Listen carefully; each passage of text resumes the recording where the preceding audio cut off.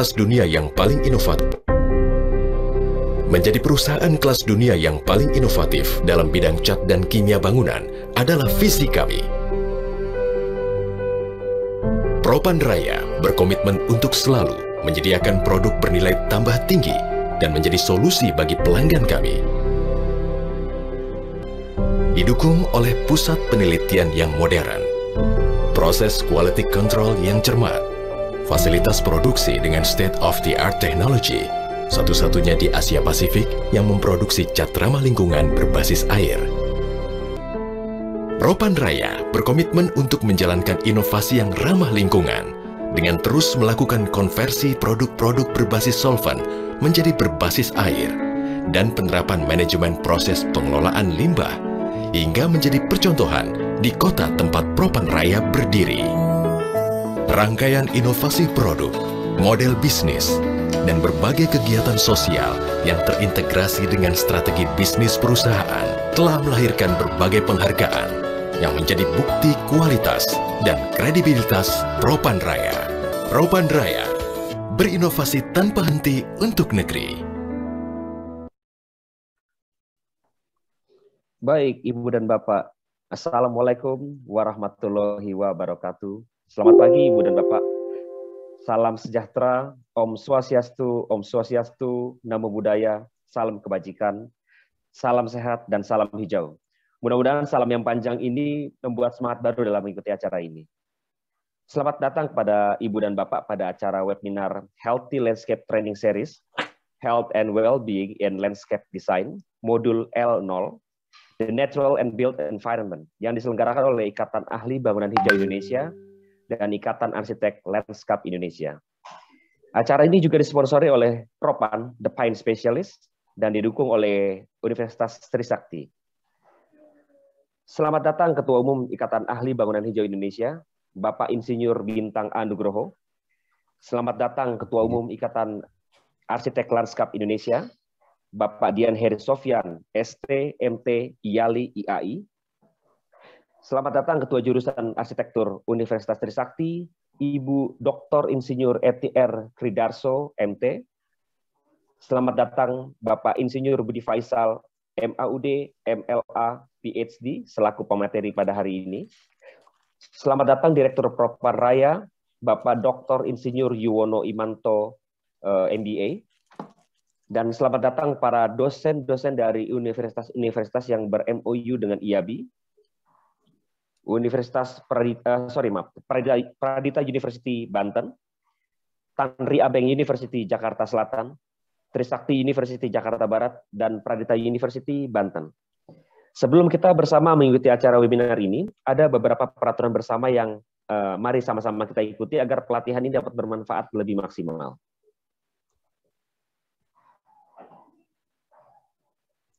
Yang pertama adalah mikrofon peserta training harus selalu dalam kondisi mute, sehingga bersama-sama kita akan mengikuti pelatihan ini dengan baik dan tidak mengganggu teman-teman lainnya. Lalu apabila ada kendala atau hal yang ingin disampaikan, harap menyampaikan melalui kolom chat.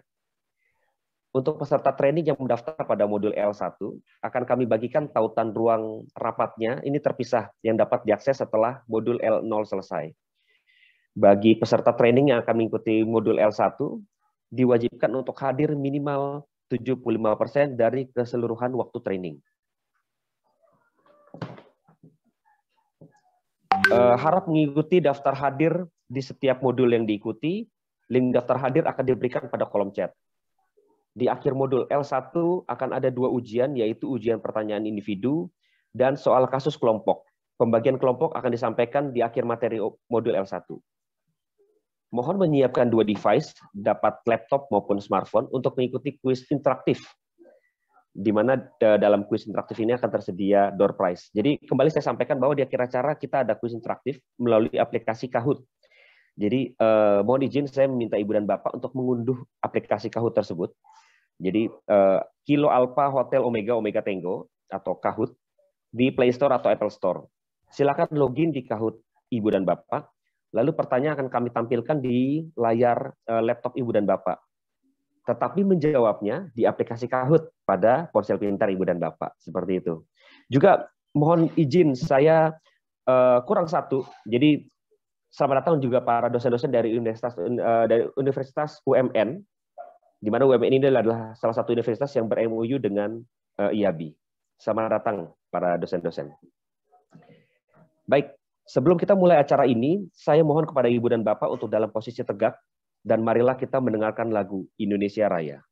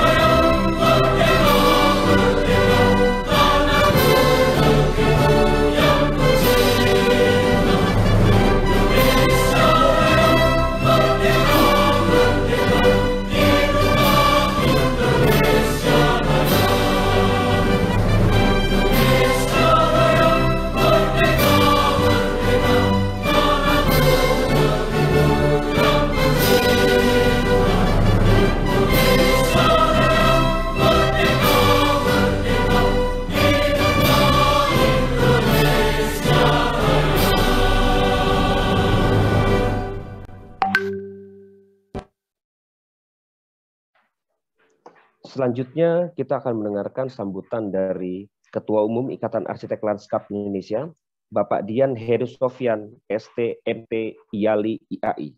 Waktu dan tempat kami persilakan.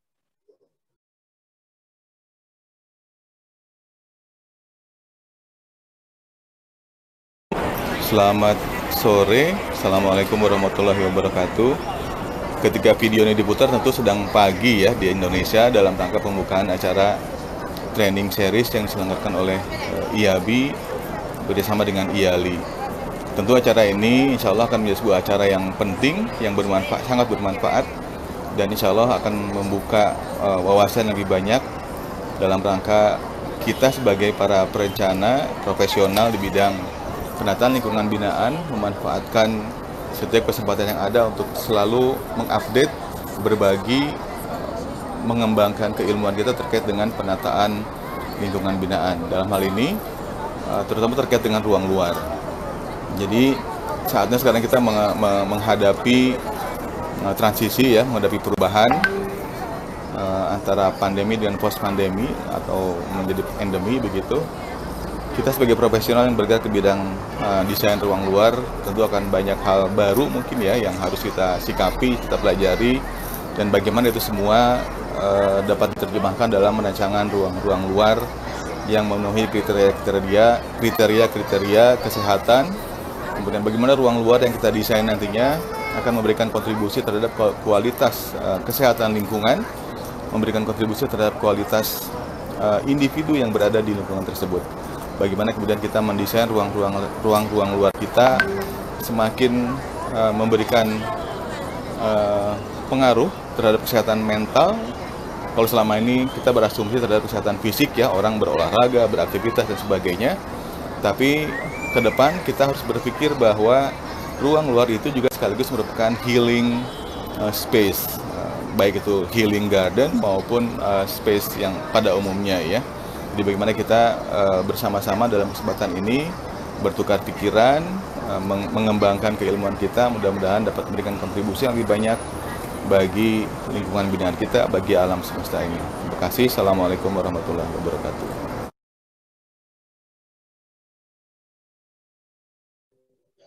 Baik, terima kasih Selanjutnya untuk sambutan Ketua Umum Ikatan Ahli Bangunan Hijau Indonesia akan disampaikan berbarengan dengan materi. Mohon izin Pak Bintang seperti itu ya.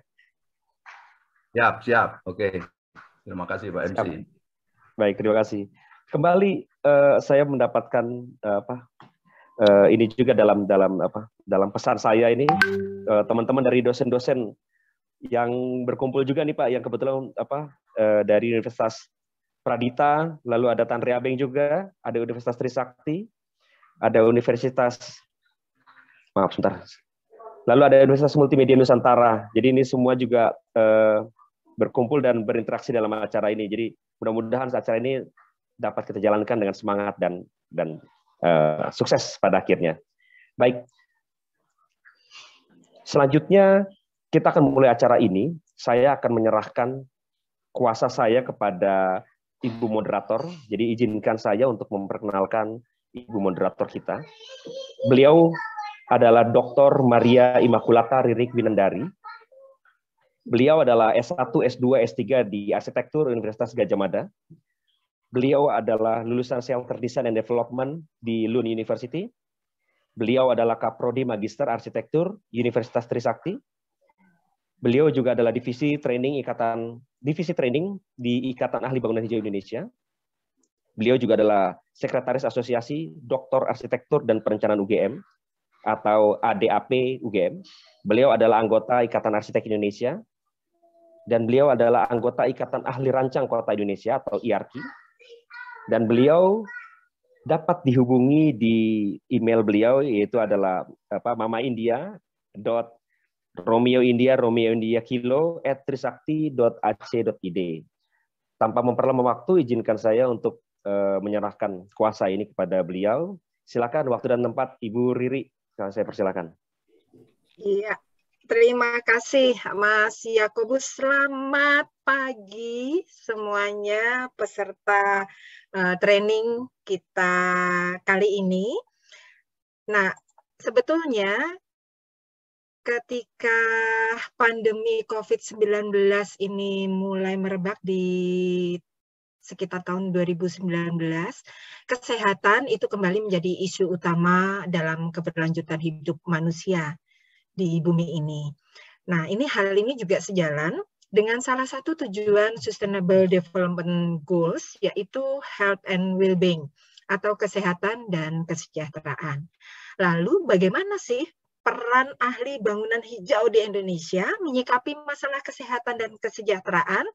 Nah, kegiatan pelatihan kita kali ini merupakan dari rangkaian kegiatan Healthy Building Training Series yang sudah dimulai oleh IABI pada tahun 2020. Untuk kali ini,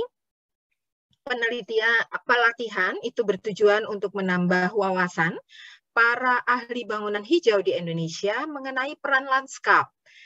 Jadi, untuk yang kali ini kita khusus di peran lanskap terhadap kesehatan, baik secara fisik maupun mental, dan menerapkannya ke dalam desain landscape. Jadi tidak hanya pengetahuan tentang bagaimana lanskap yang membuat sehat dan menyejahterakan penggunanya, tapi juga tentang bagaimana penerapannya dalam desain. Maka di akhir pelatihan nanti, peserta yang mengikuti seluruh rangkaian pelatihan ini akan mendapat wawasan yang lebih luas mengenai manfaat lanskap bagi kesehatan manusia, serta mendapatkan pemahaman yang lebih dalam mengenai penerapan rancangan lanskap yang dapat meningkatkan kesehatan dan kesejahteraan bagi penggunanya dan yang ada di bangunan maupun di sekitar lingkungan bangunan tersebut. Nah, untuk kali ini kita ada 5 pelatihan yang termasuk dalam rangkaian Healthy Building Training yang nanti sesudah pembicara pertama, sesudah L0, kita ada biotop dan sosiotop, lalu ada ruang hijau untuk kesehatan fisik dan mental, lalu ada ruang hijau sebagai ruang penyembuhan, kemudian kesehatan dan kenyamanan ruang luar, dan nanti diakhiri oleh bagaimana mengenai kontrol polusi. Dan kali ini kita akan memulai dengan L0. Nah, L0 itu tentang natural and built environment. Pembicara kita kali ini adalah Pak Ketua Ikatan Ahli Bangunan Hijau Indonesia, Bapak Insinyur Bintang Agus Nugroho. Bisa ditayangkan CV-nya? Oke, Pak Bintang Agus Nugroho ini lahir di Bandung, tanggal 20 Agustus, tahunnya saya sembunyikan saja. Beliau adalah arsitek lanskap, lulusan Universitas Trisakti Jakarta, dan sampai saat ini adalah praktisi perencanaan arsitektur lanskap skala kawasan.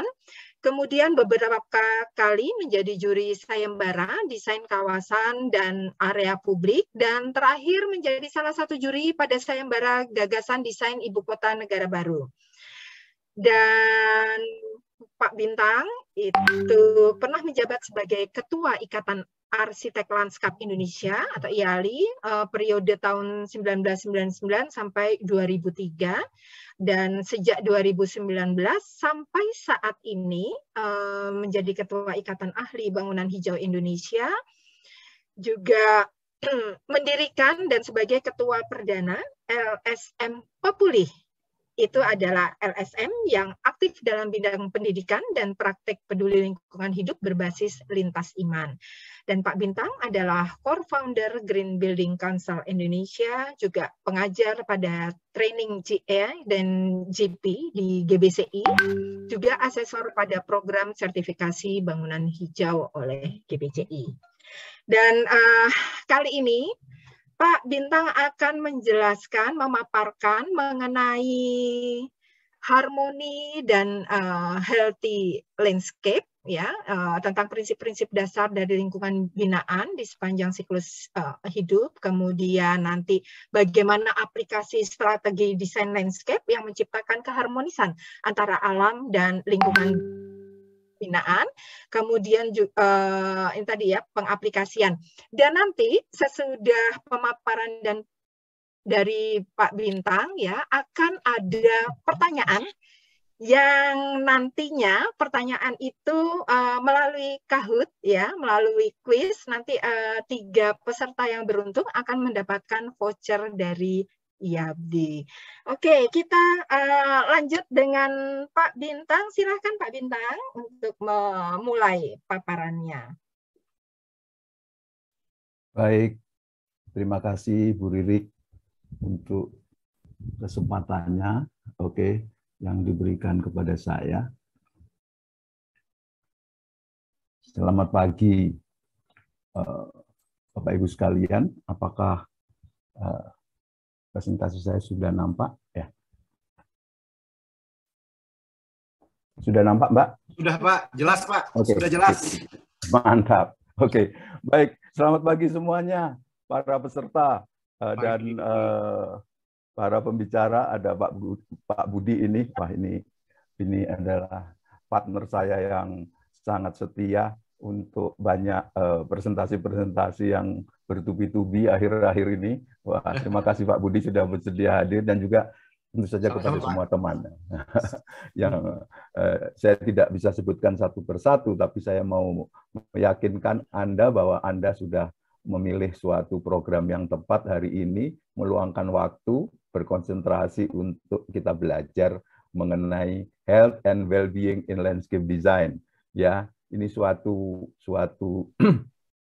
topik yang saya kira menjadi penting ketika kita disadarkan ya oleh masalah kesehatan karena pandemi. Kita melihat bahwa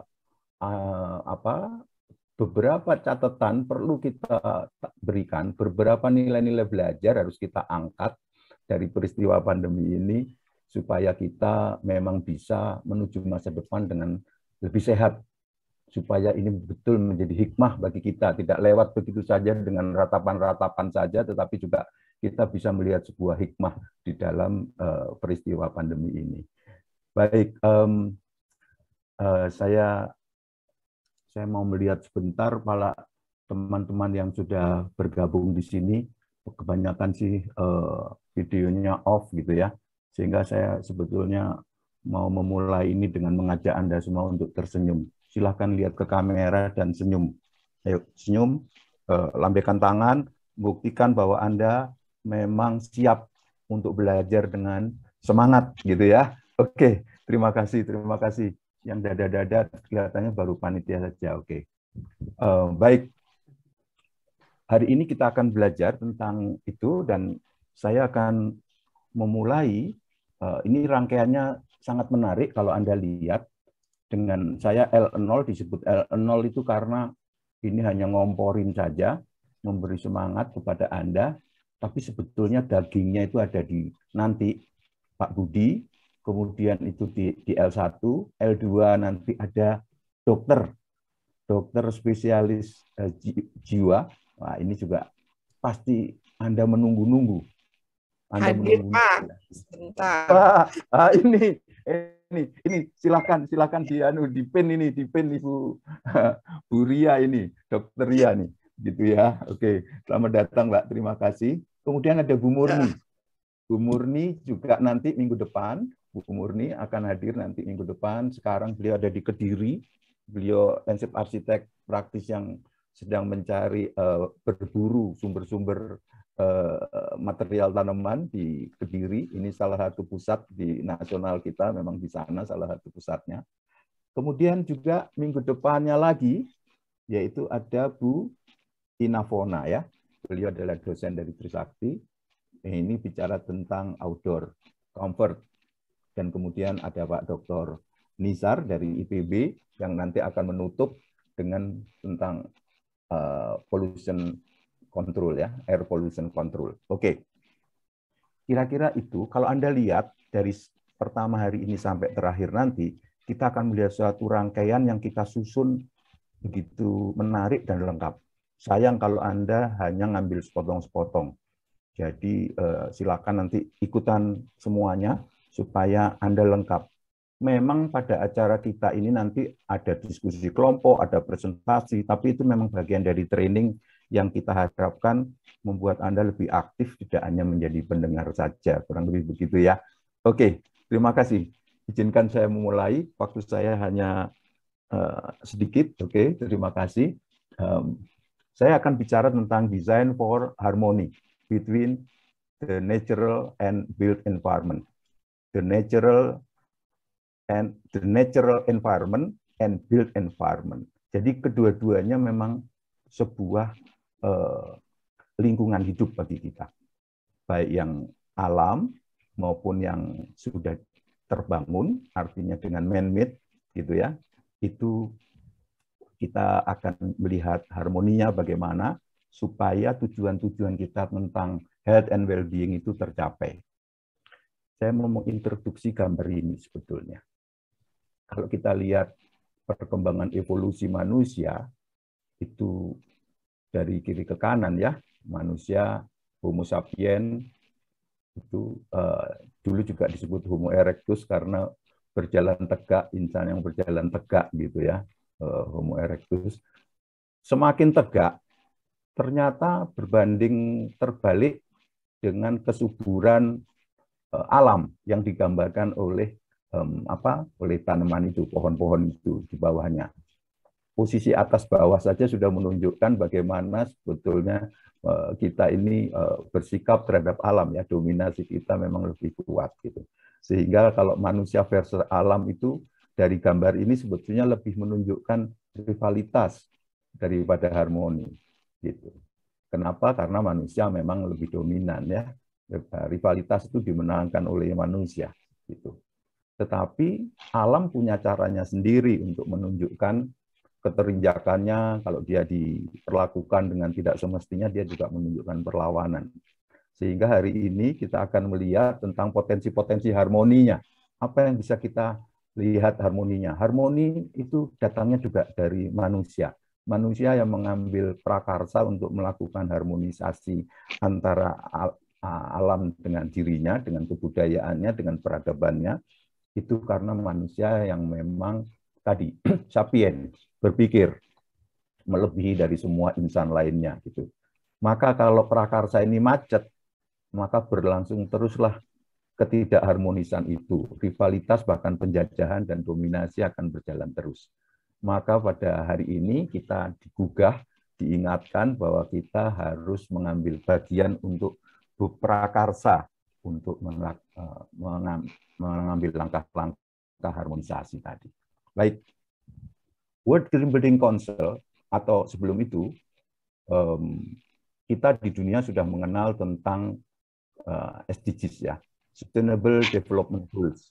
Jumlahnya ada 17 gitu ya. Saya tidak akan membahas satu persatu, tetapi dari 17 ini saya paling tertarik dengan yang nomor 17 tentang partnership for the goals. Di sana diingatkan kita bahwa semua sasaran-sasaran ini tidak mungkin dikerjakan sendiri. Sasaran-sasaran itu harus kita lakukan secara terintegrasi. Satu sama lain merupakan kegiatan kolaboratif yang memberi nilai solusi, memberi manfaat-manfaat solusi maupun manfaat-manfaat sintesis gitu ya. Sehingga kita memang nanti akan mendapatkan suatu dunia, kalau sasaran-sasaran ini tercapai, memang suatu dunia yang lebih pandai untuk berpartnership dalam pengertian yang luas, tidak saja antar manusia, tetapi juga antara manusia dengan alam. Kurang lebih itulah basis kita untuk menuju kepada masa depan yang berkelanjutan. Tanpa itu kita ini ragu-ragu. Apakah ancaman ketidakberlanjutan bisa kita atasi, bisa kita tembus, bisa kita singkirkan. Kalau kita gagal melakukan hal-hal ini, kita semakin terperangkap dalam ancaman ketidakberlanjutan.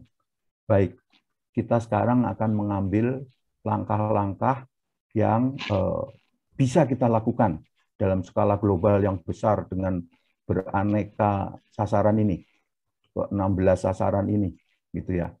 Kita hari ini akan lebih berkonsentrasi pada sasaran ketiga, yaitu well-being, healthy and well-being, ya.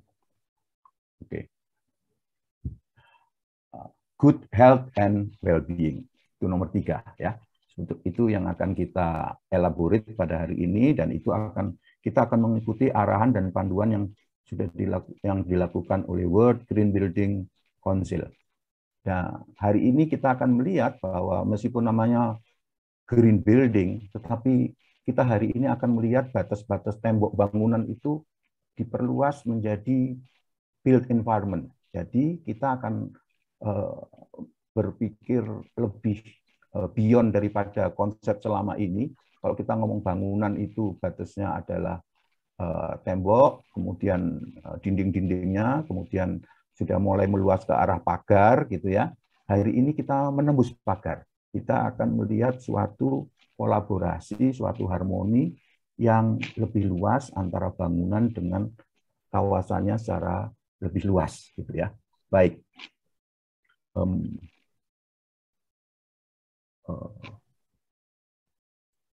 Nah, inilah sebetulnya framework yang dikembangkan oleh World Green Building Council. Ada 6 prinsipnya ya. Kalau kita lihat itu prinsipnya ada 6, yaitu yang pertama adalah tentang protect health. Yang kedua, protect health itu tentang proteksi dan mengembangkan, meningkatkan, memperbaiki kesehatan, gitu ya. Yang kedua adalah memprioritaskan comfort. Comfort itu bagian daripada well-being yang penting. Kemudian yang ketiga adalah kita sekarang akan juga bicara mengenai harmoni with nature, ya. Kita akan bicara dengan harmoni with nature, ini yang akan menjadi topik saya sebagai landscape arsitek, gitu ya, yang memang akan melihat suatu kolaborasi, suatu harmoni yang lebih konkret, gitu. Kemudian kita akan melakukan juga ada salah satunya adalah dari ke-6 prinsip itu adalah memfasilitasi healthy behavior. Healthy behavior itu menarik sekali sebetulnya karena ini menyangkut behavior. Dulu kita berpikir kalau ngomong tentang green building itu yang ngomong tentang bangunan fisik gitu. Tapi kita hari ini sudah beyond itu. Kita bicara tentang sustainability itu juga dibangun oleh behavior daily, oleh oleh sikap ya, perilaku kita gitu ya. Itu juga mempengaruhi. Kemudian yang kelima adalah tentang create positive social value. Nah, ini kita bicara sosial nih di sini. Karena kita sudah melampaui pagar-pagar properti kita gitu ya, batas-batas kepemilikan kita berhubungan dengan tetangga, berhubungan dengan orang lain, kita pergi ke taman publik, kita ketemu dengan orang yang lebih banyak lagi, taman-taman kota dan seterusnya, kita akan kita akan harus bicara tentang itu. Nanti Pak Budi akan bercerita tentang biotop dan sosiotop, tentang biosfer dan sosiosfer. Jadi tentang lingkungan hidup sosial dan lingkungan hidup yang alamiah, kurang lebih begitu.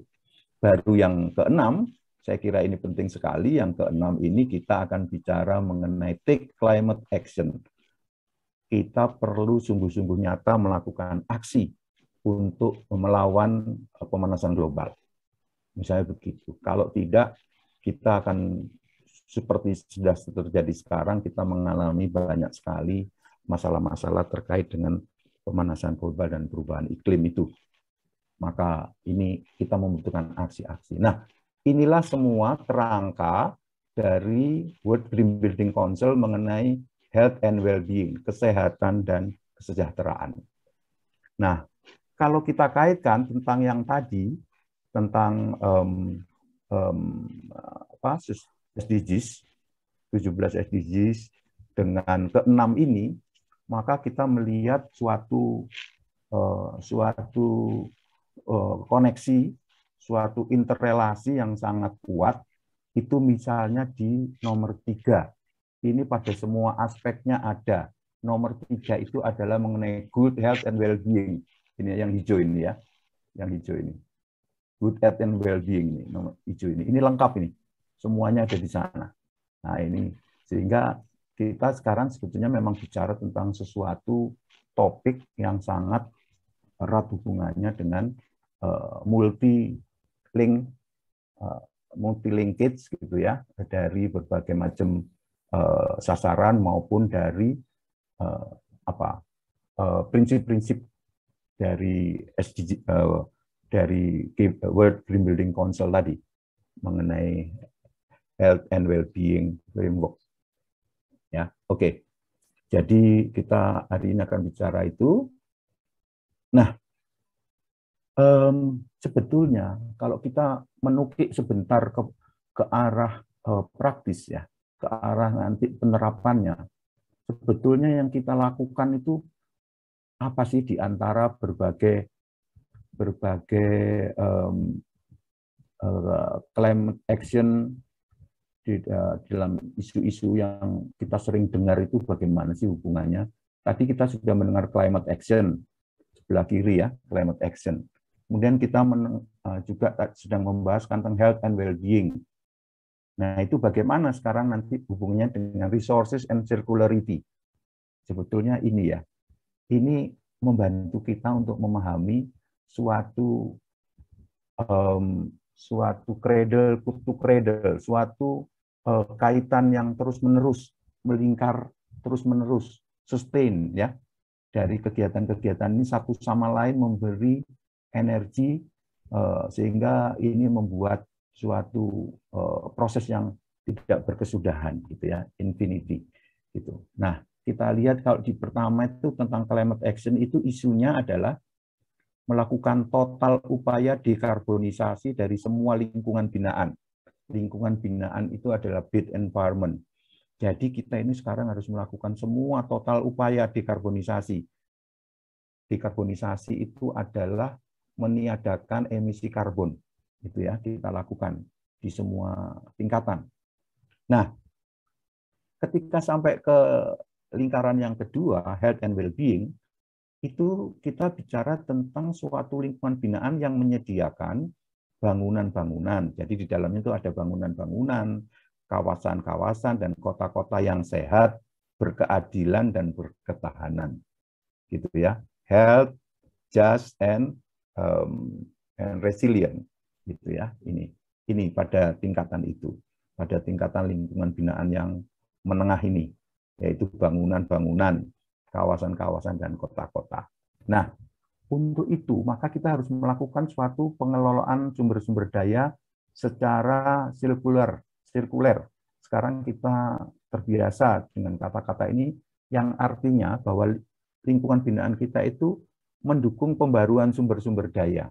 Jadi ada regenerasi. Regenerasi sumber-sumber daya itu memang misalnya bicara tentang pengelolaan sampah yang berkelanjutan, gitu ya. Dan sistem alami. Dan sistem-sistem alami. Kita ini terlalu sombong selama peradaban-peradaban kita ini untuk memusatkan kepada kemampuan kita sendiri tanpa melakukan kolaborasi, tanpa mengembangkan potensi kerjasama yang baik dengan alam, gitu, sehingga yang muncul hanya manusia-manusia yang tersesat dan banyak sekali menjajah tadi, seperti gambaran di awal itu, suatu cara berpikir yang harus kita rubah. Kita harus, Pak Budi mengingatkan bahwa antroposentri itu benar, bahwa karena itu ada di tangan kita, tapi antroposentrik itu harus dikembangkan secara bijaksana, secara arif, gitu ya. Bukan berpusat kepada manusia, tapi kemudian egois, begitu ya, tidak begitu. Dan seperti yang saya katakan di depan tadi, memang ini prakarsanya dari manusia, sehingga hanya manusia yang bisa memulai melakukan prakarsa-prakarsa ini, karena dulu kerusakannya juga dimulai oleh kita. Penyediaan manfaat-manfaat ekonomi, sosial melalui terobosan ekonomi sirkular, ya, itu. Ya, inilah kira-kira suatu ideas yang menghubungkan berbagai macam isu dan diformulasikan dalam bentuk-bentuk yang lebih bisa dipahami, meskipun tidak serta-merta. Anda perlu belajar untuk bisa memahami ini, dan kemudian nanti kita akan praktekkan di dalam bentuk-bentuk yang konkret, ya, sebagai apapun Anda. Apakah Anda arsitek, apakah Anda arsitek lanskap, apakah Anda ahli mechanical, electrical, apakah Anda planner, apakah Anda rancang kota, ahli rancang kota misalnya, dan seterusnya. Kita nanti akan mengambil porsi-porsi yang paling sesuai untuk dalam lingkup kompetensi kita sebagai profesional untuk kita terapkan, gitu ya, di dalam ini. Kalau Bu Ria kemudian nanya, lah kalau nanti untuk ahli jiwa ngapain gitu misalnya, ya. Saya kira dengan gambaran-gambaran ini, saya kira kita bisa memberi suatu platform baru kepada publik, kepada pasien, kepada masyarakat tentang suatu integrasi antara kesehatan dengan hal-hal fisik yang selama ini seperti dunia yang tidak terlalu konkret, gitu ya. Nah, hari ini pandemi membuat kita melihat ini lebih konkret lagi. Kira-kira begitu. Oke, nanti kita akan lihat betapa pentingnya kesehatan mental, ya, di dalam konteks ini, ya. Oke. Jadi, kalau kita bicara tentang desain untuk demi harmonisasi alam dan kawasan, ya, gitu ya, lingkungan binaan, itu sebetulnya kita lakukan cuma dua sebetulnya. Yaitu yang pertama, memasukkan alam ke dalam bangunan demi manfaat biofilik bagi penghuninya, ya. Dan yang kedua, membuka akses penghuni ke lanskap yang harus beraneka ragam hayati, gitu ya. Jadi kalau bahasanya agak aneh karena ini memang terjemahan, ya. Karena itu saya nanti akan tidak menerjemahkan. Tetapi ini penting untuk memberikan gambaran. Jadi kalau yang pertama, memasukkan alam ke dalam bangunan, itu dari luar ke dalam, gitu ya, dari luar ke dalam, out in, gitu. Kalau membuka akses itu in out, gitu ya, keluar. Gitu. Dan Anda lihat dari kedua langkah yang harus dilakukan ini, strategi yang bisa dilakukan ini, kedua-duanya memberi ada kata yang sama dari keduanya, yaitu penghuni. Jadi memang orientasi kita bagaimanapun juga adalah kepada kesejahteraan dan kesehatan penghuninya, gitu ya. Jadi kalau kita melakukan semua langkah-langkah itu memang bermula dan berakhir kepada sasaran untuk memuliakan manusia, tapi dengan cara-cara yang mulia juga, gitu ya, memuliakan alam dan seterusnya, sehingga nanti memang kita akan punya dimensi spiritual. Bagaimana inilah cara-cara kita memuliakan Tuhan Sang Pencipta itu. Oke, saya akan mulai dengan yang pertama, memasukkan alam ke dalam bangunan demi manfaat biofilik bagi penghuni.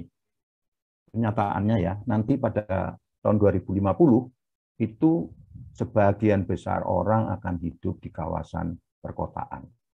68% itu ya, tahun 2050. Artinya peradaban kota itu akan menjadi suatu peradaban kita yang tidak terelakkan. Bumi kita, planet kita menjadi planet kota-kota, gitu ya, karena orang akan tinggal di kota-kota, gitu ya. Ini jumlah yang tinggal di kota lebih banyak. Ini adalah areanya, area perkotaannya ya. Gitu.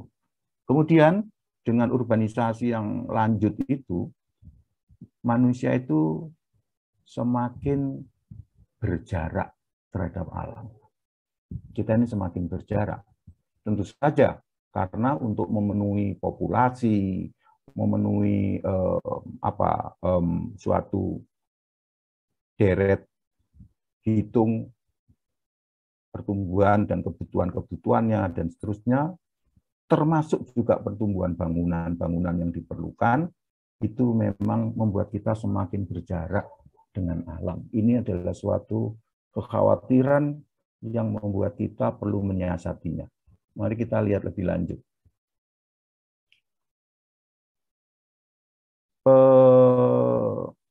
Penyatuan ya, inkorporasi antara alam terhadap lingkungan indoor, gitu ya, itu memang menjadi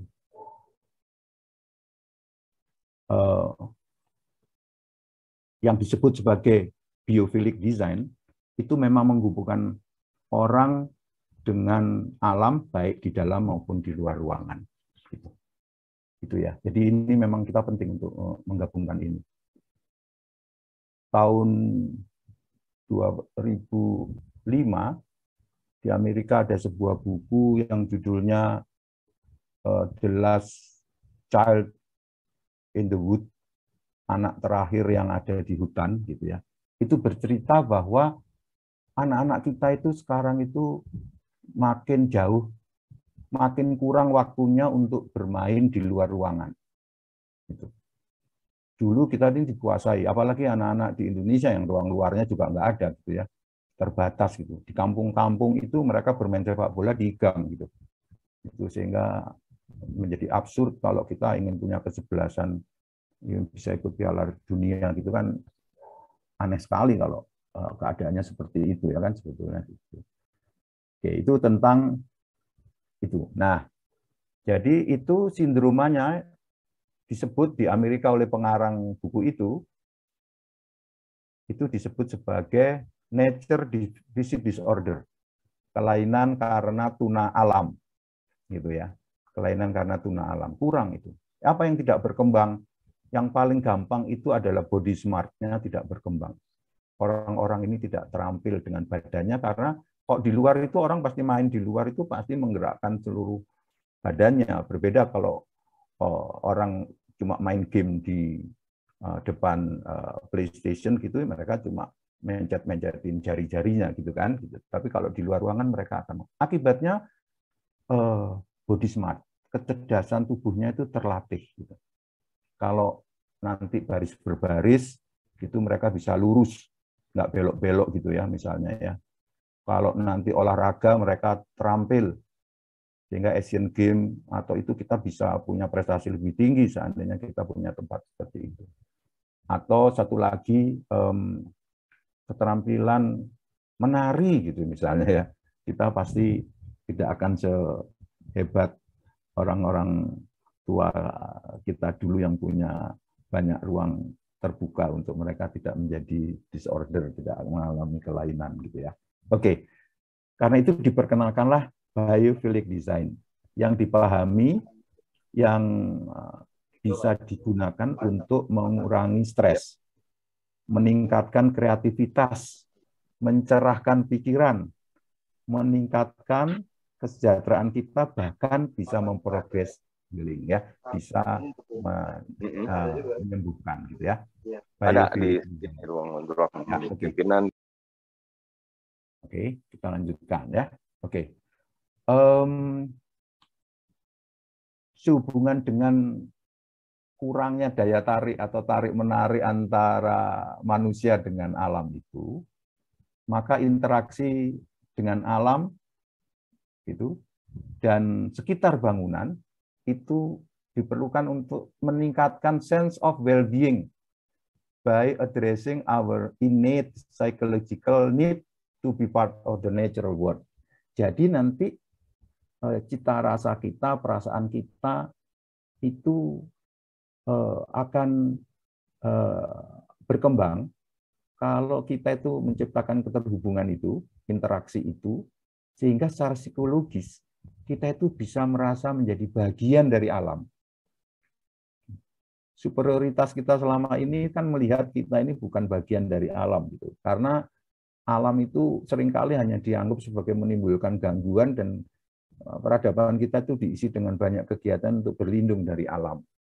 Kalau di luar panas, kita ini apa namanya? Kita bikin AC di dalam. Kalau di luar dingin, kita kasih penghangat. Kalau anginnya kenceng, kita kasih dinding dan seterusnya. Jadi kita itu hanya memandang alam seperti itu. Kita tidak cerdas, tidak pandai, tidak kreatif gitu untuk melihat bahwa alam itu sebuah sumber daya gitu, yang bisa di mana kita di dalamnya, dan sebagai bagian daripada alam, kita ini tidak bisa lain kecuali memang hidup dalam budaya alam gitu ya. Jadi kita akan perlu membangun visi baru tentang bagaimana relasi kita dengan alam.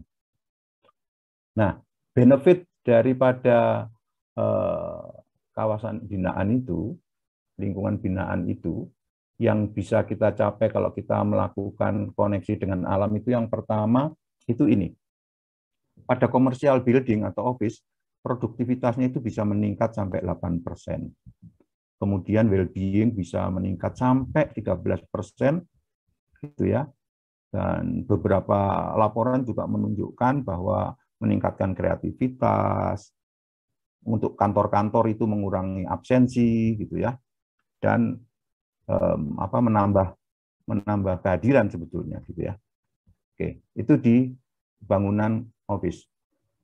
Hospitality itu di tempat-tempat seperti hotel gitu ya. Gitu. Rooms with view of biophilic element comment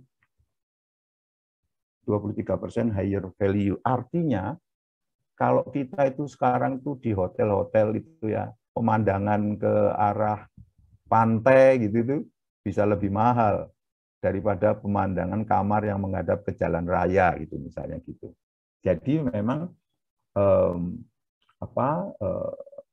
pandangan-pandangan atau tampilan-tampilan desain biofilik yang menyenangkan itu orang mau bayar gitu, maksudnya itu gitu.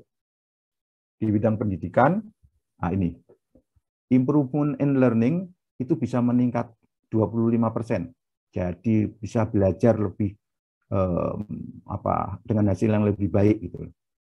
Nah, proses belajar mengajarnya itu akan meningkat sampai 25%, bahkan bisa mengurangi impact dari ADHD itu apa? ADHD itu ya, hiperaktif itu ya, orang yang terlalu menghabiskan energi, tidak bisa tenang karena mereka terganggu oleh aktivitas fisiknya dia gitu ya, yang membuat mereka tidak bisa konsentrasi misalnya gitu. Mohon diperbaiki Mbak Ria kalau itu salah ya, atau kurang tepat. Oke, baik. untuk healthcare 8,5% pasien itu akan sembuh lebih cepat, gitu ya. Dan 22% itu reduksi in pain medication. Jadi mereka itu akan lebih tahan sakit, gitu lah, kurang lebih gitu ya. Mereka atau bisa mengatasi rasa sakitnya lebih baik kalau kita mengembangkan suatu kawasan yang mengembangkan tadi itu. Oke, selanjutnya untuk kawasan market retail ya, pertokoan dan seterusnya itu survei ya, tapi mohon maaf kalau ini mungkin tidak sepenuhnya tepat atau bahkan yang banyak yang tidak seperti ini di negeri kita gitu. Tapi ini memang di dunia, khususnya di negara barat, Amerika maupun Eropa gitu ya. Customer itu willing to pay 8 to 12% higher prices for good and services. Jadi mereka ini sampai mau bayar lebih mahal loh kalau tempatnya itu menarik dan menyenangkan gitu, seperti itu. Dan yang terakhir untuk rumah, itu bisa 7-8% less crime attributed to areas with access to nature, gitu ya. Jadi bisa mengurangi tingkat tingkat kejahatan kalau ruangannya itu atau kawasannya itu, areanya itu punya akses kepada alam lebih baik. Dan juga bisa 4-5% property price-nya juga bisa meningkat. Dengan demikian, maka bangunan-bangunan itu harus meyakinkan adanya akses kepada alam di dalam lingkungan indoor, gitu ya. Jadi memasukkan, itu maksudnya itu, memasukkan alam ke dalam indoor, mengikuti prinsip-prinsip biophilic design untuk memaksimalkan mental and physical health and well-being benefit for occupant. Saya kira ini kesimpulan yang bisa meyakinkan kita bahwa kita memang sungguh memerlukan memasukkan alam ke dalam bangunan itu. Nah, bagi arsitek lanskap, misalnya, itu atau bagi bangunan, itu artinya kita ini harus semakin mempercanggih cara-cara kita bisa mengintroduksi, menghadirkan unsur-unsur alam di dalam bangunan. Ya. Unsur-unsur alam itu selama ini selalu digambarkan bahwa bentuknya unsur-unsur alam itu adalah tanaman. Ya, memang betul. Sehingga keahlian kita untuk bisa menanam pada bangunan itu juga harus kita tingkatkan, teman-teman arsitek lanskap. Bagaimana kita bisa mengembangkan suatu lingkungan tiruan yang ada di dalam bangunan sedemikian rupa sehingga menimbulkan efek biofilik ini gitu. Bio artinya hidup, hayati, filik artinya mencintai gitu. Jadi kita memang akan mendapatkan suatu sajian gitu, merupakan bagian daripada ruang itu suatu tatanan, suatu desain yang bisa menunjukkan atau memfasilitasi kecintaan kita atau membangkitkan kecintaan kita kepada lingkungan. Dan itu terasa suatu keakraban antara manusia dengan alam. Tetapi tidak hanya menghadirkan tanaman. Yang juga penting itu sebetulnya adalah bagaimana kita untuk menghadirkan ke dalam bangunan itu juga secara visual. Bagaimana adanya bukaan-bukaan. Sehingga kita memang bisa menikmati alam di luar itu dari dalam ya. Meskipun ini termasuk kategori perbatasan antara akses to outdoor ya. Jadi memang ini juga perbatasan ini, ruang-ruang transparan, ruang-ruang kaca, ruang-ruang yang bisa membuat dinding-dinding yang bisa membuat kita melihat di luar itu juga bisa kedua-duanya, baik memasukkan ruang luar ke dalam maupun kita bisa atau jendela itu bisa memberi akses gitu ya kepada ruang luar. Kurang lebih begitu. Sehingga Pak yang Bintang, mohon maaf, ini waktunya Yes. Jadi mungkin bisa dipercepat. Ya, Ya. baik. Pertanyaannya banyak nih, kayaknya seru nih yang Ya. Oke. Silakan. Baik, Mbak. Ya, 5 menit lagi, Mbak. 5 menit lagi. Oke ya. Jadi begitu. Ini adalah tentang itu. Dan juga yang penting itu sebetulnya tadi outside view. Yang juga penting itu adalah macro landscape. Macro landscape itu bukan tanaman, tetapi bagaimana kita bisa memfasilitasi penghuni untuk bisa terkontak dengan alam yang makro itu. Misalnya bisa melihat matahari terbit, matahari terbenam, bisa melihat bulan, terang bulan, dan seterusnya gitu ya. Ini sebuah fasilitasi supaya kita bisa berkontak dengan itu. Itu ya. Meskipun di sini hanya disebutkan vegetation oleh World Green Building Council, tapi saya mengatakan tidak melulu vegetation, kita juga bisa dengan yang lain. Ya, tadi macro landscape ya. Oke. Sungguh meyakinkan lah sebetulnya banyak studi itu tentang itu bahwa bagaimana kita bisa meningkatkan improving a connection to nature. Yang saya sebutkan tadi adalah bagian dari itu, bagaimana menghadirkan nature macro landscape.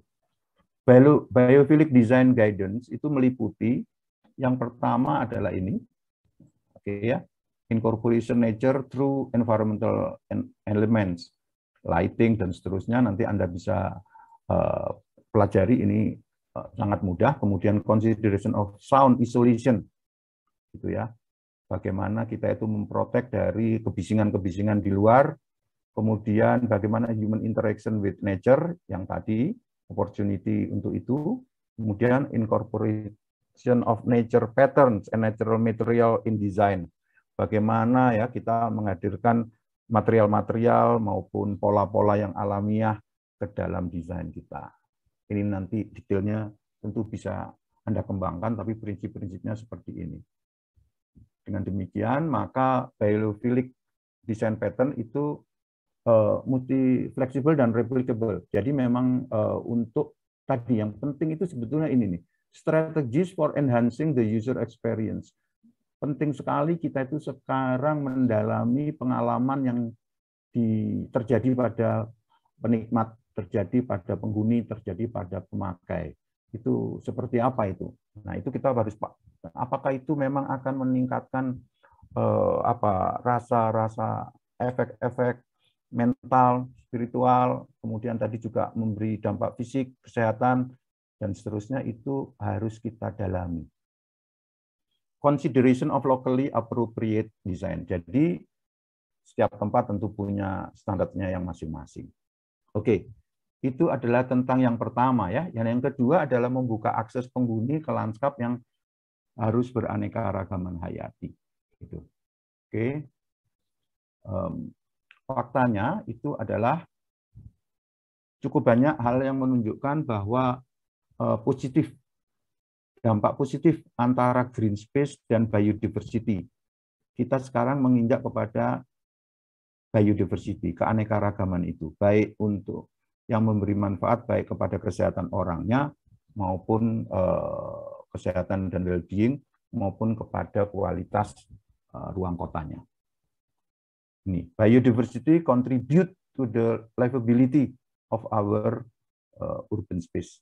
Ya, ini kita bergelut nih dengan istilah livability, dan untuk itu ternyata kontribusi biodiversity itu penting untuk bisa memberi tempat itu. Biodiversity itu keanekaragaman untuk menunjukkan tiruan alam. Tiruan alam itu pasti tidak monokultur, tidak sejenis-jenis, selalu mereka itu diverse ya. Mereka itu beragam, beraneka ragam.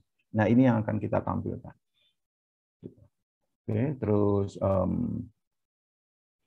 the human benefit of urban green space itu adalah mengurangi kematian, meningkatkan kesehatan, dan seterusnya. Kemudian ini juga yang ini nanti yang berhubungan dengan nanti untuk L2 dan L3 itu adalah improvement in mental health, well-being, such as depression, stress, dementia, dan seterusnya. Increase longevity in older people, serta lower body mass index score. Wah, ini saya belum tahu nih, tetapi menarik nih, karena saya mestinya ikut program ini juga gitu. Jadi memang good quality outdoor green space itu harus dikembangkan ya. Oke. people living in the moose itu begini, sebetulnya menurut di Amerika, tapi mungkin ini tidak terlalu cocok di sini ya, tetapi mungkin kita juga bisa melihat bahwa orang-orang yang dari daerah-daerah, orang-orang yang marginal itu, orang-orang yang selam itu kurang senang tinggal di dekat green space gitu. Mungkin karena fasilitasnya kurang ya dibandingkan kalau mereka dekat dengan pusat-pusat kota gitu, misalnya gitu. Ini sehingga mereka justru kehilangan manfaat-manfaat dari ruang-ruang terbuka hijau. Oke. Green infrastruktur itu ada benefit-benefitnya, kemudian juga blue infrastructure itu juga ada benefit-benefitnya. Ini jelas akan memberi manfaat. Kita harus membuat penghuni-penghuni itu bisa memanfaatkan, punya akses kepada green infrastructure. Green infrastructure itu misalnya bagaimana sekarang kita itu mengembangkan taman-taman, kemudian taman-taman yang tidak melulu bicara estetika, tetapi bicara juga mengenai bagaimana mereka menanggulangi banjir, menjadi peresapan bagi kawasannya, dan seterusnya ya. Itu ada di sana. Karena itu, akses kepada quality green space di building footprint itu penting untuk dikembangkan. Kita harus memaksimalkan biodiversity on site dan encourage implementation of nature-based solution at community level. Nature-based solution itu antara lain bagaimana kita menggunakan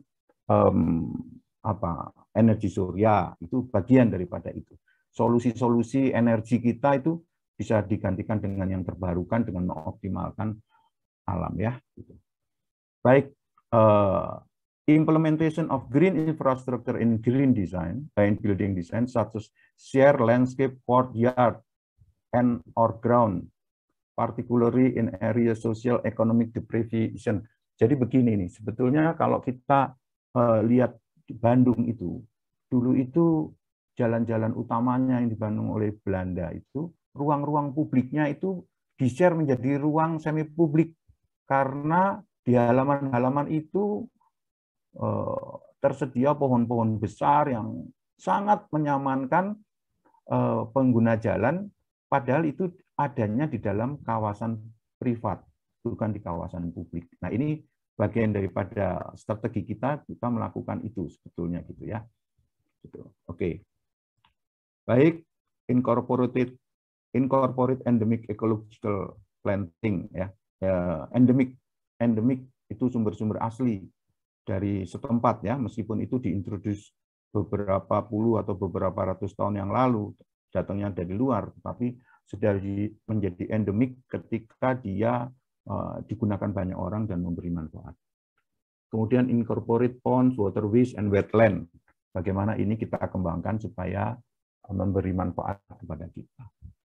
Kita harus melakukan rehabilitasi of degraded land. Kita itu bicara tentang brownfield. Bagaimana kita rehabilitasi. Kita justru jangan mendegradasi greenfield, sawah-sawah justru kita bangun, tidak, tetapi TPA bagaimana kita kembangkan tempat pembuangan akhir itu kita kembangkan menjadi suatu living space yang bisa memberi manfaat. Dedicated to fauna underpasses. Jadi ini fauna-fauna yang lingkungan hidupnya, habitatnya terpotong oleh jalan, terpotong oleh kampung, itu harus difasilitasi supaya mereka bisa menyeberang sehingga habitatnya tidak berkurang gitu. Meskipun mereka harus lewat jembatan ya, Kepiting dibikinin jembatan supaya bisa menyeberang jalan tol di Aceh gitu misalnya begitu. Consider the mitigate risk of introducing pathogen and pest. Ini juga penting ini ya. Jadi kita di area-area baru itu biasanya memang yang berubah ekosistemnya itu misalnya memakan korban. Kayak yang pertama-pertama itu ya, misalnya gitu. Sehingga kita punya strategi bagaimana kalau kawasan-kawasan baru, lingkungan-lingkungan baru yang ekosistem baru itu, kita punya strategi untuk mengatasi pest atau penyakit-penyakit itu. Biodiversity assessment, gitu ya. Itu harus kita lakukan. Oke, saya kira itu. Karena waktu saya sudah habis, terima kasih. Ini ada beberapa gambar yang bisa memberi inspirasi sedikit kepada kita. Ini bagaimana indoor yang sebelah kiri itu kita masukkan, outdoor kita masukkan, sebelah kanan itu bagaimana kita bisa menikmati outdoor. Dengan ini akses kepada outdoor itu seperti ini, di sebelah kanan itu ya. Ini pada bangunan, saya kira ini bangunan yang terkenal dari Thomas Heatherwick. Oke. Baik, terima kasih Bu Moderator, waktunya ngelocok banyak. Mudah-mudahan kita ya. Oke, terima kasih banyak Pak Bintang. Bisa stop share screen? Yes. Ya. Oke, ini ada banyak pertanyaan gitu ya, dan kita sebetulnya cuma sampai jam 10 ya. Ini saya pilihkan nih, kebetulan ada pertanyaan dari Pak Dewa Gede Agung Dlasana serta Bu Amalia. Mungkin ini udah langsung saya simpulkan aja ini Mbak Andra gitu ya. Jadi keterkaitan tentang memasukkan alam ke dalam bangunan gitu ya. Ketika kita memasukkan alam ke dalam bangunan itu kan sebetulnya punya perlu upaya pemeliharaan bangunan yang lebih dibandingkan kalau nggak ada tanamannya gitu ya. Bagaimana ini Pak Bintang? Kemudian baik. Apakah unsur tanaman imitasi itu masuk apa enggak sih sebetulnya gitu? Silakan. Ya, baik. Pertama, ya terima kasih saya diingatkan kata-kata itu belum keluar yaitu maintenance. Kalau Anda bicara tentang alam di dalam kawasan binaan, di dalam lingkungan binaan kita ya pasti ada pemeliharaan. Jadi memang harus disiapkan pemeliharaannya, gitu ya. Ya sehingga kita memang harus pandai-pandai menghasilkan suatu cara memasukkan alam kepada bangunan yang misalnya secara ekonomi gitu ya. Misalnya bahwa manfaat biofilik itu desain, manfaat biofilik desainnya itu memang bisa dikuantifikasi misalnya gitu ya. Itu harus jauh lebih besar daripada kesiapan ataupun fasilitasi yang kita perlukan untuk pemeliharaan. Tetapi benar, tidak hanya di bangunan, di luar pun juga tanaman membutuhkan pemeliharaan. Dan banyak dari kita yang lupa bahwa pemeliharaan itu biayanya selalu lebih besar daripada biaya pembelian bibit pada waktu penanaman. Untuk life cycle-nya dia ya, sepanjang daur hidupnya pohon itu pasti biaya-biaya yang diperlukan untuk pemeliharaan itu cukup besar, lebih besar daripada ketika biaya kita membeli bibit dan menanamnya. Yang kedua ya plastik yang nggak termasuk toh ya, masa plastik termasuk alam itu berarti mungkin begini, mungkin pertanyaannya bisa lebih lanjut. Pak, kalau plastiknya plastik hasil daur ulang mungkin bisa dimaklumi Pak, gitu misalnya ya. Ya enggak lah, karena begini. Saya kira kita harus memberikan yang otentik ya untuk memberikan kepuasan mental, kesehatan mental itu kita harus memberikan sesuatu yang otentik. Jadi kalau memang unsur-unsurnya itu unsur-unsur yang tidak asli, tidak alam. Meskipun ada embel-embel, ini daripada dibuang jadi sampah, ini menjadi pohon plastik Pak, itu maka masih ada manfaat ekologinya karena dia cradle to cradle gitu ya. Tidak menjadi cradle to grave gitu, tidak dibuang gitu ya. Tetapi pemahaman itu saya kira sulit untuk kita bisa menipu otak kita gitu dengan itu loh. Itu meskipun plastik tapi jasanya besar loh misalnya gitu. Maka terima aja bentuk itu gitu.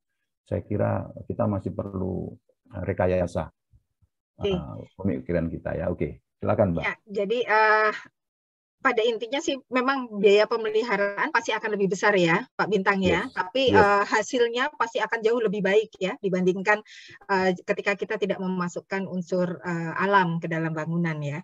Kemudian ini ada pertanyaan yang serupa dari Pak Alvin Sitompul tentang upaya meniadakan emisi karbon dan Bu Windu Nur Asur Roof ya tentang desain bangunan di kampus-kampus di Indonesia. Jadi sebetulnya kalau menurut Pak Bintang upaya meniadakan emisi karbon itu di lingkungan binaan yang ada sekarang ini tuh sudah tercapai atau belum sih, sudah baik atau belum sih. Kemudian yang sekarang ada di desain kampus di Indonesia itu bagaimana dengan kenyamanan belajar gitu ya, keterkaitannya dengan tadi ya, kita memasukkan unsur alam sebagai unsur yang akan meningkatkan kesehatan dan kesejahteraan bagi penghuninya. Silakan, Mas. Jadi tentang yang pertama tadi tentang dekarbonisasi ya, itu memang kita ini masih jauh. Kita masih jauh sekali untuk meskipun kita tidak separah negara-negara yang sudah lebih dulu hidup dari budaya elektrifikasi yang besar ya, dengan dengan konsumsi energi yang besar ya, per meter perseginya itu tinggi gitu. Itu kita ini memang masih termasuk rendah, tetapi kita belum bisa disebut sebagai net zero. Kita belum disebut sebagai dekarbonisasi bangunan belum. Karena itu kita harus terus melakukan upaya-upaya yang paling besar kalau di kita ini adalah penghematan.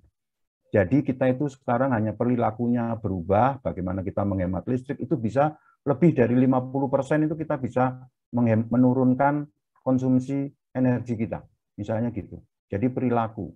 Karena itu penting sekali, segi ini pun juga kita bicara tentang perilaku. Jadi besar sekali untuk negara kita itu bicara tentang perilaku. Jadi demand, kalau kita sebutnya itu demand faktor gitu ya. Kita selama ini sibuk ngurusin supply-nya, jadi harus terpenuhi, tapi orangnya tidak dilatih untuk lebih prihatin dan lebih berhemat energi misalnya gitu. Jadi belum, Pak. Mari kita lakukan terus, Pak. Kami dengan senang hati kalau Bapak kelihatannya semangat, nanti kita sama-sama, Pak, kita lakukan kampanye untuk itu ya. Oke. Kemudian apa, Bu? Yang kedua, Mbak Riri, apa tadi? Oh, tentang tadi itu ya. Iya, tentang kampus. Oh, kampus itu gimana? Saya udah lama nggak kuliah, jadi saya nggak tahu ya. Kampus itu seperti apa ya sekarang itu ya? Jadi apakah desain yang ada sekarang ini itu sudah memasukkan tadi ya unsur sesuai kenyamanan ya? Khusus tentang fasilitas belajar, hari ini kita harus melihat kenyataan bahwa kita sekarang ini bisa belajar jarak jauh. Banyak sekali kampus-kampus sekarang itu yang idle ruangan-ruangannya, gitu ya misalnya ya. Dan idle itu sangat merugikan lingkungan karena kita ya namanya juga idle gitu ya. Sehingga pertama menurut saya memang kita perlu memikirkan secara cerdas ketika pola belajar mengajar kita berubah seperti sekarang itu, fasilitas apa yang harus disiapkan gitu ya. Apa betul masih seperti dulu juga gitu. Karena akhirnya kantor-kantor yang perlu atau gedung-gedung yang perlu pemeliharaan itu akhirnya tidak punya dana untuk dipelihara, orang mahasiswanya juga nggak menggunakan tempat itu gitu misalnya ya gitu ya. Sehingga memang harus dipikirkan lagi kampus-kampus yang sekarang, saya kira waktunya nih. Mungkin ini Mbak Riri dari bagian training bisa kita cari suatu kali webinar Mbak khusus untuk bagaimana kita merecycle gedung-gedung itu, bangunan-bangunan kampus supaya lebih efektif zaman post pandemi ini. Oke. Oke, terima kasih Pak Bintang. Ini sebetulnya ada masih banyak pertanyaan gitu, tapi karena ini sudah jam 10 lebih 1 menit, pertanyaan-pertanyaan itu disimpan ya, nanti akan dijawab oleh Pak Bintang ya, karena nanti sebagian peserta kan akan lanjut ke L1. Nah, terima kasih Pak Bintang, dan untuk teman-teman yang pertanyaannya belum terjawab gitu ya, nanti akan dibalas melalui chat oleh Pak Bintang ya. Dan sekarang akan saya kembalikan lagi kepada Mas Yakobus sebagai MC untuk dilanjutkan di acara berikutnya. Terima kasih Pak Bintang. Silakan. Saya pamit dulu kepada teman-teman, pada peserta, kepada pembicara yang lain. Terima kasih banyak.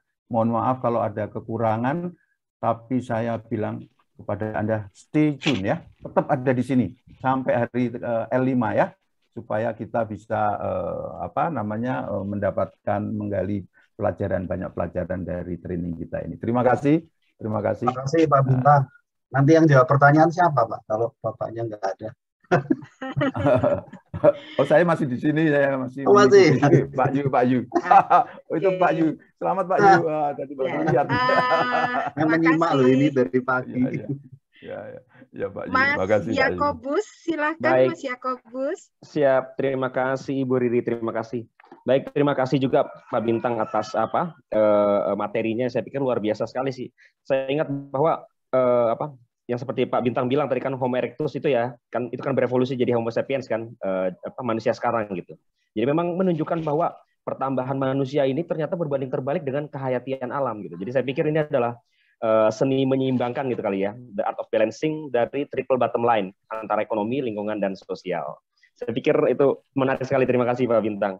Baik, selanjutnya, baik, selanjutnya adalah paparan dari Propan. Jadi ini adalah chat spesialis nih dari chat spesialis Propan Raya. Jadi izinkan saya untuk memperkenalkan Direktur Propan Raya. Ini Bapak Dr. Insinyur Yuwono Imanto MBA. Jadi beliau ini adalah direktur dari Propan Raya. Beliau ini adalah Supervisory Board Asosiasi Produsen Chat Indonesia.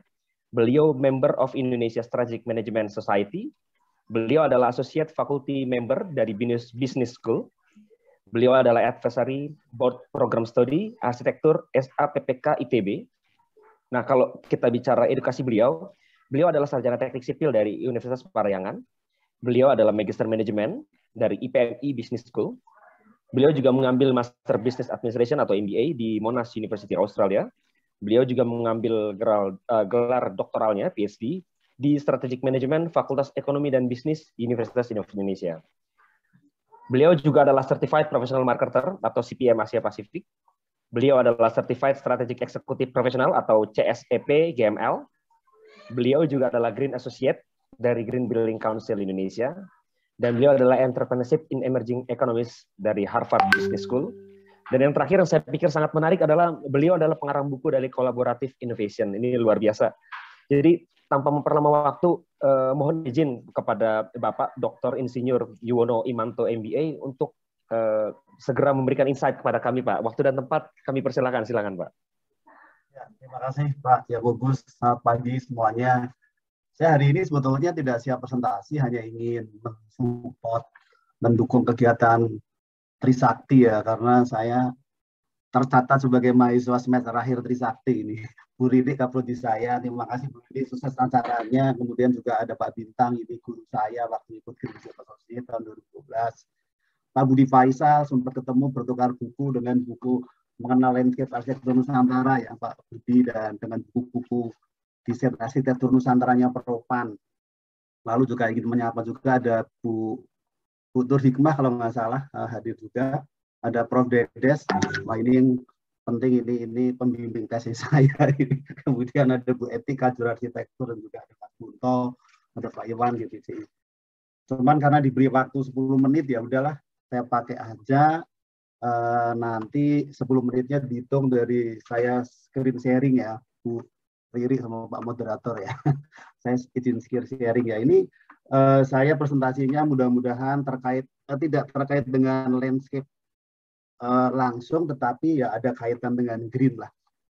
Ya, saya mewakili Propan presentasi ini, bukan mewakili mahasiswa Makers Trisakti ya.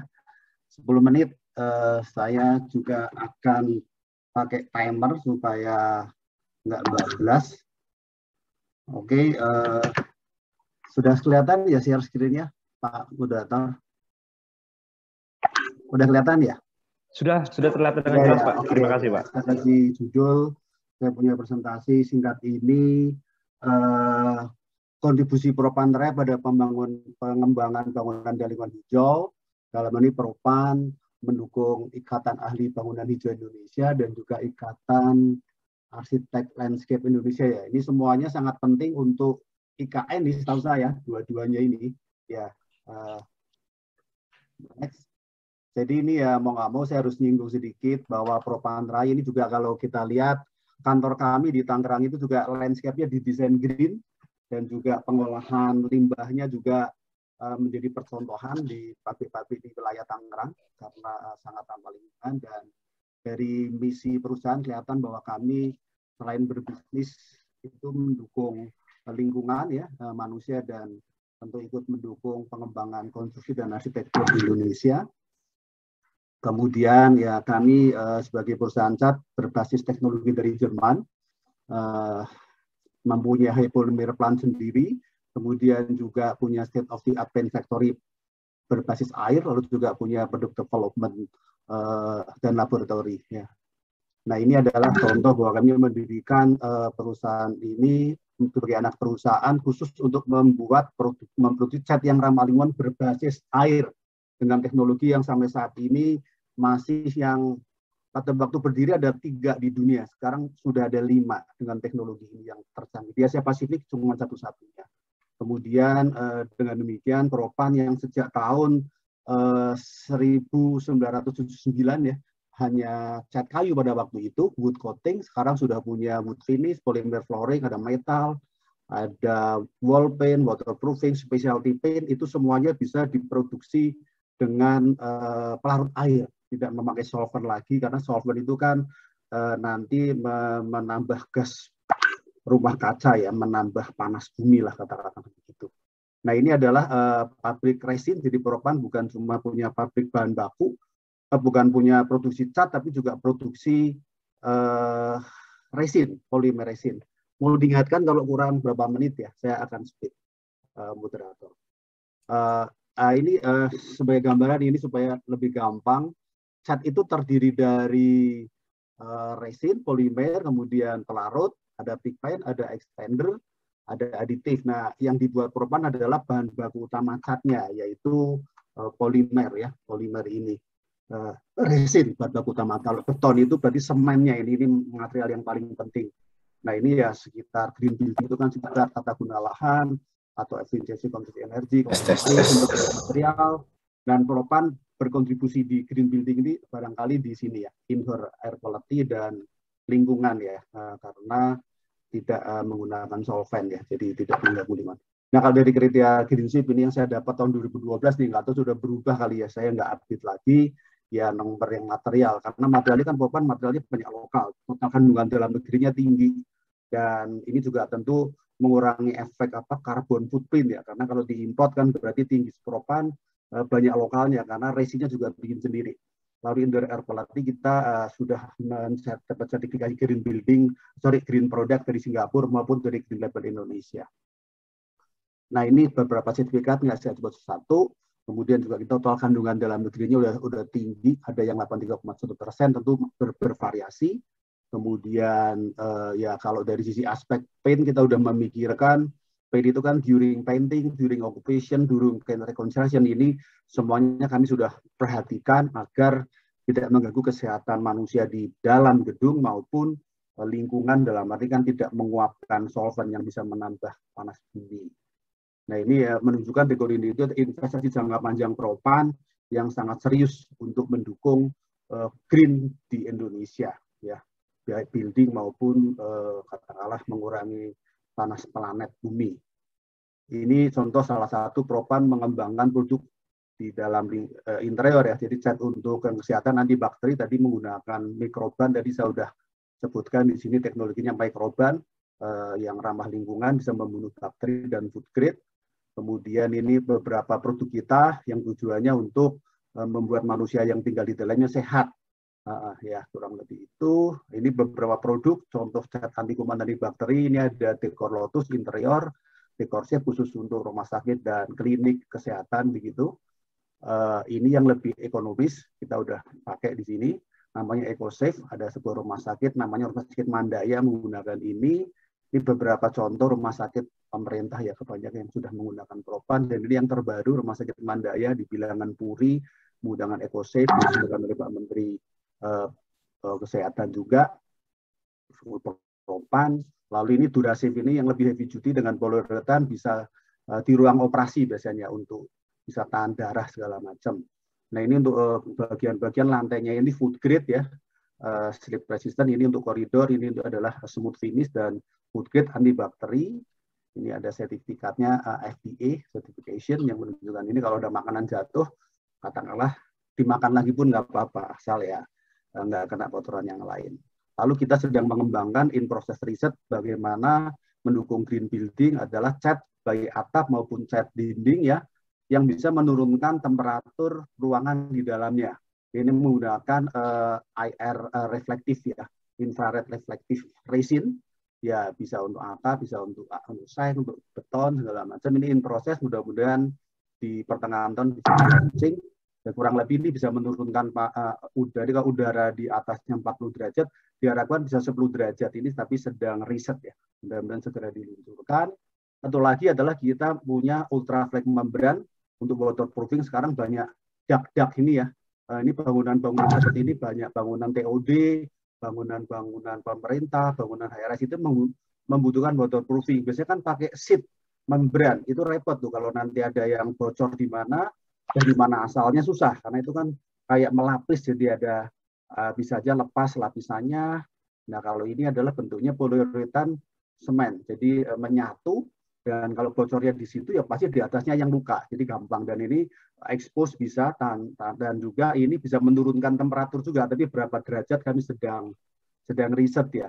Ini contoh taman mini, sekarang lagi proyek yang monumental ya, sekarang di project di Indonesia, proyeknya PU Cipta Karya, kami sedang mengaplikasikan ini juga beberapa bangunan Pemda, ini saya rasa ini juga mendukung green lah. Saya rasa itu saja, saya pikir tidak lebih ya dari 10 menit. Ini adalah beberapa informasi yang kita bisa punya service center. Oke. Baik, cukup sekian. Saya lihat belum nyampe 10 menit. Terima kasih. Kalau ada pertanyaan 2 menit berarti ya. Terima kasih Pak Moderator, Pak Yakubus, dan Bapak Ibu semuanya. Semoga ini nyambunglah dengan tema hari ini, ada green-nya ya. Kalau ke landscape sih mungkin nggak terkait langsung. Terima kasih. Salam hijau lestari dari kami. Terima kasih. Siap. Terima kasih Pak Yuwono atas pencerahannya. Jadi memang dalam Green Sheet itu Green Build rating tools dari bangunan hijau di Indonesia, Green Sheet. Memang kalau cat itu kita yang paling concern itu adalah salah satunya apa ya? Memang adalah tidak adanya atau low VOC lah, atau tidak adanya VOC. Iya, betul, low VOC. Tadi saya lihat di paparan Bapak bahwa memang Propan juga memang berkomitmen dalam proses ini Pak. Jadi saya pikir terima kasih sekali telah memberikan pencerahan kepada kami semua gitu, dan kami berharap Propan maju terus dan sukses terus Pak. Kurang lebih seperti itu Pak. Demikian Pak. Terima kasih, sama-sama, semoga workshop ini sukses. Nanti kalau sempat saya akan ikuti juga untuk menambah wawasan. Terima kasih. Baik. Saya serahkan kembali, saya close ya. Siap, baik. Terima kasih. Juga Ibu dan Bapak kembali sebelum kami lanjut ke acara selanjutnya yaitu Kahoot gitu. Jadi izinkan saya untuk kembali juga memutarkan video dari sponsor acara ini, Propan Raya. Silakan moderator. Menjadi perusahaan kelas dunia yang paling inovatif dalam bidang cat dan kimia bangunan adalah visi kami. Propan Raya berkomitmen untuk selalu menyediakan produk bernilai tambah tinggi dan menjadi solusi bagi pelanggan kami. Didukung oleh pusat penelitian yang modern, proses quality control yang cermat, fasilitas produksi dengan state-of-the-art technology, satu-satunya di Asia Pasifik yang memproduksi cat ramah lingkungan berbasis air. Propan Raya berkomitmen untuk menjalankan inovasi yang ramah lingkungan dengan terus melakukan konversi produk-produk berbasis solvent menjadi berbasis air dan penerapan manajemen proses pengelolaan limbah hingga menjadi percontohan di kota tempat Propan Raya berdiri. Rangkaian inovasi produk, model bisnis, dan berbagai kegiatan sosial yang terintegrasi dengan strategi bisnis perusahaan telah melahirkan berbagai penghargaan yang menjadi bukti kualitas dan kredibilitas Propan Raya. Propan Raya, berinovasi tanpa henti untuk negeri.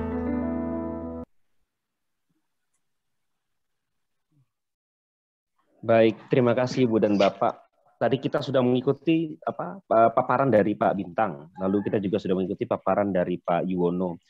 Maka sekarang saya ingin mengajak Ibu dan Bapak untuk mengikuti kuis interaktif. Jadi aku bocoran tadi pagi disampaikan bahwa Pak Bintang itu menyiapkan beberapa pertanyaan yang nanti kita akan jawab gitu. Kurang lebih gitu. Jadi Dan ini bagi penjawab terbaik ini akan mendapatkan hadiah dari kami, yaitu apabila Ibu dan Bapak belum mendaftarkan L1, maka akan diberikan tiket materi untuk L1.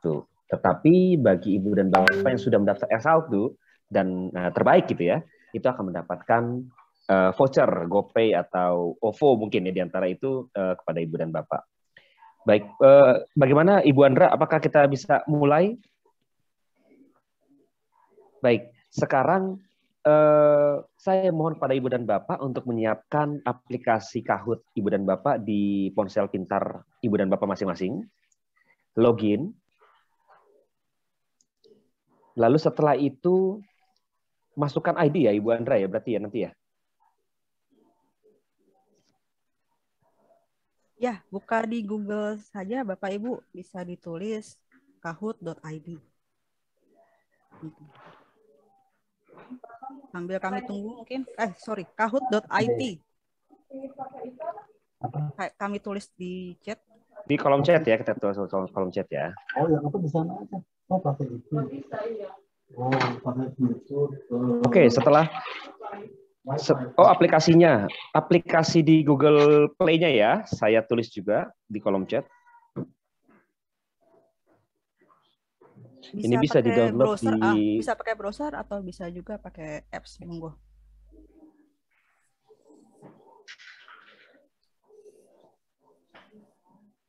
Oke, baik. Mari kita sambil lanjut juga Bu Andra. Ketika sudah buka kahoot.it ini, kita harus memasukkan ID game-nya berarti Ibu ya? Ya, nanti ID-nya kami berikan. Tapi yang penting juga adalah siapkan 2 device ya Bapak Ibu. Jadi nanti pertanyaannya akan muncul di Zoom. Nah, Bapak Ibu menjawabnya via misalnya handphone, smartphone-nya Bapak Ibu gitu nanti. Tapi pertanyaannya nggak akan muncul di smartphone, hanya warna bentuknya. Jadi pertanyaannya harus dilihat di Zoom. Jadi bocoran. Jadi nanti di Zoom-nya nanti ada pertanyaan misalnya siapa pencipta lagu Indonesia Raya. Lalu nanti mungkin ada gambar kotak warna merah, Where Supratman. Lalu ada segitiga warna kuning, Ibu Sud misalnya seperti itu. Jadi cepet-cepetan pencet di handphone Ibu dan Bapak gitu, jawaban yang benarnya. Nah itu nanti secara otomatis, secara sistem dia akan melihat siapa pemencet tercepat. Nah kurang lebih seperti itu. Oke, baik. Kita bisa mulai ya, mungkin persiapan. Mungkin Ibu dan Bapak apakah ada mungkin masalah teknikal? Misalkan disampaikan di kolom chat. Oke, siap. Sudah PIN itu maksudnya berarti ID-nya ya? Itu ada yang tanya PIN Kahoot-nya. Ya, PIN-nya berarti artinya ID-nya ya, ID buat game-nya ya, Ibu Andra ya. Oh, siap. Mungkin suaranya bisa kita kecilin sedikit kali ya.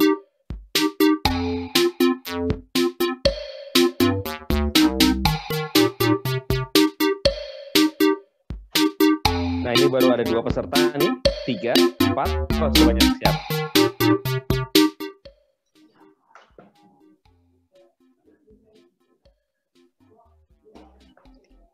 Oke.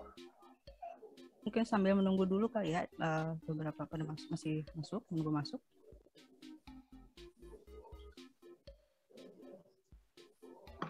Baru 26 dari 92 partisan. Ya, jadi Bapak Ibu bisa buka di browser juga boleh, tinggal ketik saja ya kahoot.it, nanti tinggal masukkan game PIN.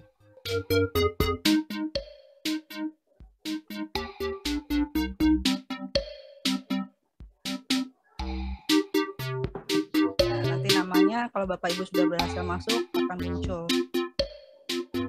di sini. Mungkin kita tunggu dulu ya Pak Kobus ya. Ya. Bu Andra punya pertanyaan percobaan nggak? Pertanyaan soal percobaan. Seperti tadi, WR Supratman itu. Ada ya? Bentar. Iya nggak? Disiapkan Pak. Ya, oke. Oke, 33 orang.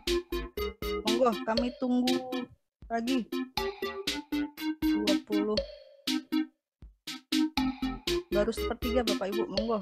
Jadi bisa pakai browser boleh, nggak harus di download Google Apps. Bisa ini misalnya tambah browser lagi, kahoot.it. Ini kahoot.it.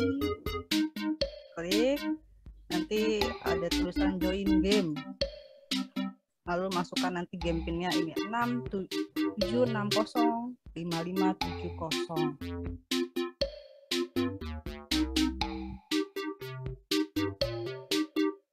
Sudah nambah nih. Tuh. Ayo ikut-ikut. MC boleh ikutan nggak Bu Andra? Ini boleh, tapi kalau namanya ganti kayak ya. Kayak nama moderator kemarin ya.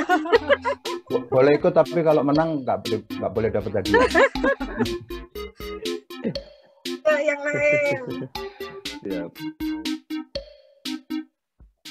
Nah, nambah lagi. Ayo.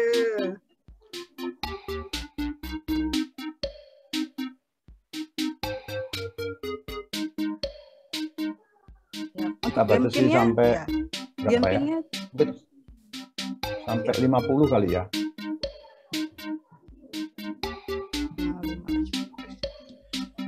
Kita batasnya pakai jumlah atau pakai waktu? Waktu aja kali ya. Ya, kita sampai jam berapa nih? Sekarang 10.24, mungkin 10.25 kali ya, 1 menit lagi nih. Ya, sudah 1 menit lagi.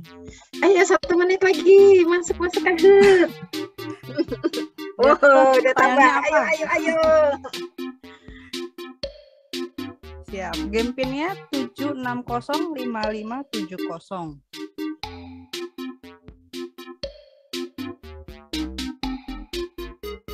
Ini apa, Bu Andra, apa pertanyaannya susah apa enggak sih?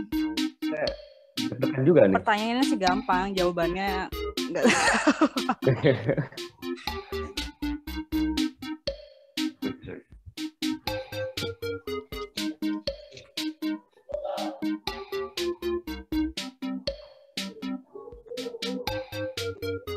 Ya, ini sudah 10.25 nih Bu Andra. Bagaimana? Oke. Siap.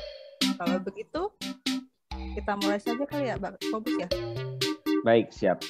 Izinkan saya untuk kembali bercerita, Ibu dan Bapak, bahwa pertanyaan akan muncul di layar Zoom ini. Lalu Ibu dan Bapak akan menjawabnya di aplikasi Kahoot-nya masing-masing yang biasa ada di ponsel pintar. Jadi ketika ada pertanyaan, itu nanti jawabannya itu bentuknya adalah warna dan bentuk. Jadi jawablah sesuai warna dan ABCD. Ya, begitu ya, betul ya Bu Andra ya? Iya betul. Nanti di layar setiap jawabannya ada warnanya. Nah, warnanya yang Bapak Ibu klik di handphone yang Bapak Ibu gitu. Pilihan jawabannya. Oke, kalau gitu mungkin kita bisa kecilkan suaranya dan kita mulai pertanyaannya kali Bu Andra ya. Siap, monggo. Monggo dapat dipandu Pak Yakobus. Siap, baik. Oke, kita mulai ya Ibu dan Bapak. Kita start pertanyaan pertama.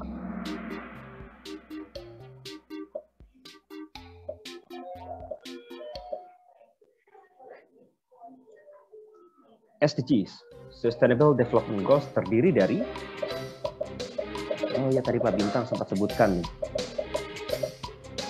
Clue-nya adalah yang apa? Angka yang Pak Bintang sangat sukai.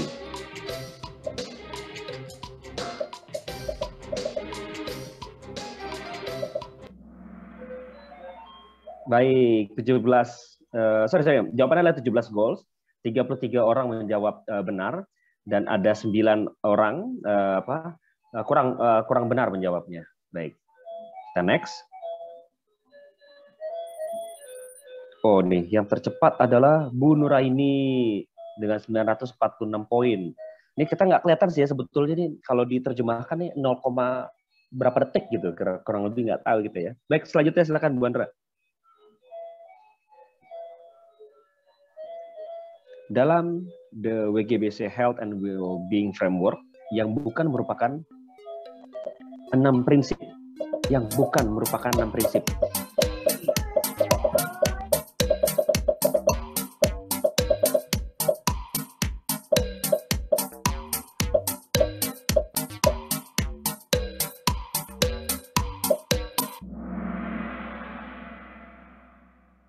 Baik, jawabannya adalah C, create economic value. Nah, ini ada 31 Ibu dan Bapak yang menjawab. Lalu ada 13 peserta yang kurang benar menjawabnya. Baik, silakan Ibu Andra. Wah, ini perubahan klasemen berubah ya. Sekarang Ibu kelihatannya Ibu Her Santier naik jadi poinnya di 1833. Bu Nuraini turun menjadi peringkat 2 dan Pak Hanif ya naik jadi peringkat 3. Baik, silakan Bu Andra.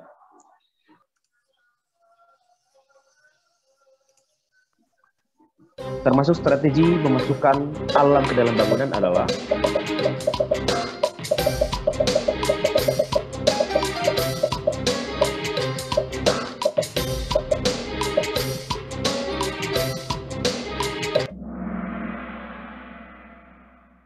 siap. Jawaban yang benar adalah biophilic design. 38 peserta yang menjawab dengan benar. Mari kita lihat klasemen terupdate. On fire nih, on fire. On fire. Bu Nura ini menjawab 3 pertanyaan dengan benar, 3 secara berturut-turut ya. Baik.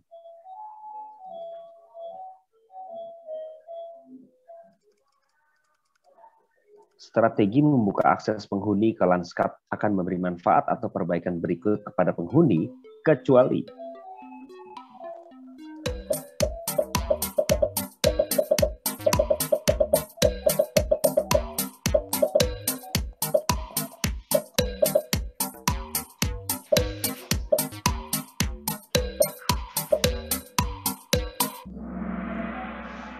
wah, ini pertanyaan berarti agak sulit nih karena jawabannya menyebar dengan tepat dengan baik nih. Jadi jawabannya yang benar adalah indoor air quality. Itu 17 peserta menjawab dengan baik. Kamera progresi hari ini. Dan yang menjawab salah ini rata. Ada 12 dan 14 di itu lainnya, pilihan lainnya. Silakan Bu Andra, kita lihat dulu klasemennya.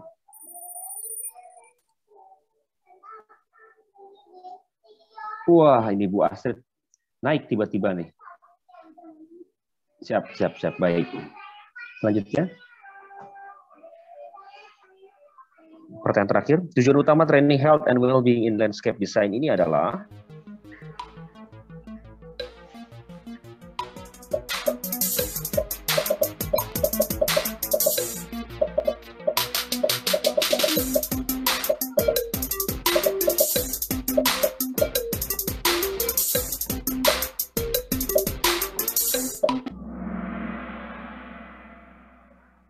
D. Mengetengahkan prinsip sehat dan sejahtera melalui desain lanskap. 24 peserta menjawab dengan baik. Mari kita lihat hasil akhir ya. Kelihatannya Bu Andra sudah hasil akhir ya.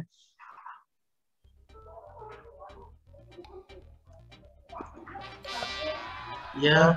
Di RCC itu DH ya? Lagi.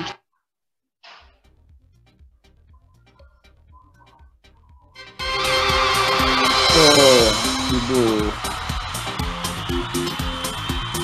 Ya, baik untuk akun Hersantier, akun Pre, dan akun Goldstar kan dihubungi oleh admin Yabi ya, Bu Wika ya, begitu ya Bu Andra ya?